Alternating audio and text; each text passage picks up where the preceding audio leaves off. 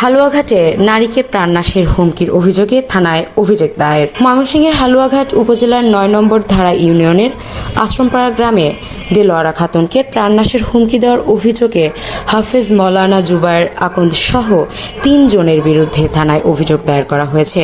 Senior star reporter Mofizul ইসলামের তথ্য ও চিত্রে বিস্তারিত। ভুক্তভোগী দেলোয়ারা খাতুন দীর্ঘদিন ধরে স্বামী নজরুল ইসলামের সঙ্গে ওই এলাকায় বসবাস করে আসছেন। জানা যায় ২ জুন ২০২৬ সালে দেলোয়ারা খাতুনের মা মোসাম্মদ জুলেখা খাতুন নিজ বসতবাড়ির ৩টি গাছ বিক্রি করেন। এই ঘটনাকে কেন্দ্র করে পার্শ্ববর্তী বাড়ির কারি মৌলানা আবু সাইদ আকান্দের ছেলে হাফেজ মৌলানা মোহাম্মদ জুবায়ের আকান্দের সঙ্গে তাদের বিরোধ সৃষ্টি হয়। অভিযোগে বলা হয়, এই ঘটনার পর দেলোয়ারা খাতুন ও তার মা জুলেখা খাতুনকে শারীরিকভাবে নির্যাতন করা হয় এবং বিভিন্নভাবে হুমকি দেওয়া হয়। এছাড়াও পারিবারিক সম্পর্ক ও অসুস্থতার সুযোগ নিয়ে চিকিৎসার কথা বলে জমি ও বসতবাড়ির সম্পত্তি রেজিস্ট্রি অফিসে নিয়ে লিখে নেওয়ার অভিযোগও আনা হয়েছে।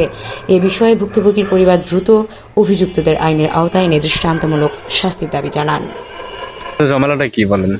ঝামেলাটা কিছুই না, আমার পারবো না থাকবো কিছুদিন রয়েছে, তাই কে করে আমার লয়ে গেছে অফিস না হাইরা ওই যে জমি নিচে তাওলা কইছে যে একখানা জানা লাগবো, এটাই কইছে একখানা জানা লাগবো বলে নিয়ে যায়, পরে জমি লিখে নিয়ে গেছে। হ্যাঁ, আমরা ঢাকা থেকে আসছি, আসা করে আমার আব্বা অনেক অসুস্থ অবস্থায় মনে করেন যে আমি মেডিকেলে নিয়ে চিকিৎসা করছি।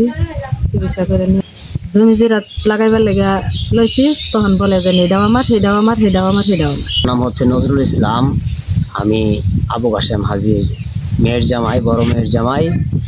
এ বাড়িতে বিগত দিন জুবায়ের নামে একটা ছেলে ছিল, এটা আমার ছোট ভাইরা। উনি এ বাড়িতে বসতি ছিল। সত্তায় আমরা ছিলাম ঢাকায়।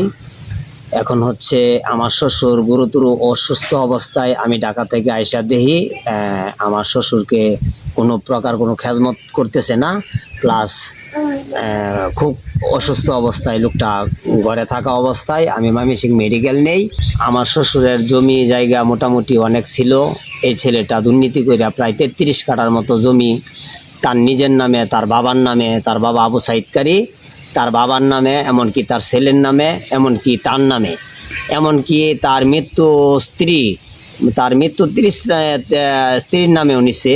এরকমভাবে প্রায় ৩৩ কাঠা জমি হস্তান্তর করে নিয়ে গেছে।